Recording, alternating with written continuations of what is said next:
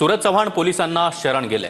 Police ठाण्यामध्ये जातानाचा CCTV video देखील आता समोर आलेला आहे। पहाटे 4 वाजता सूरज चव्हाण हे लातूरच्या विवेकानंद पोलीस ठाण्यात हजर झाले। सूरज चव्हाणांनी जामिनाची प्रक्रिया देखील पूर्ण केल्याची माहिती आहे। बोलावल्यास पुन्हा पोलीस ठाण्यात हजर राहण्याची सूरज चव्हाण यांना नोटीस देखील बजावण्यात आली आहे। लातूरमधील छावा संघटनेच्या विजय घाडगे यांना झालेल्या मारहाणीनंतर सूरज चव्हाण हे पहाटेच्या सुमारास पोलीस ठाण्यात पोहोचले आणि त्यांना जामीन देखील मंजूर झाला। सदरचा गुन्हा हा रविवारी दाखल करण्यात आलेला होता। एकूण 10 आरोपी होते। त्यामध्ये आज अखेरपर्यंत यातील मुख्य आरोपी सूरज चव्हाण आणि इतर 9 आरोपींच्यावर कायदेशीर कार्यवाही करण्यात आलेली आहे।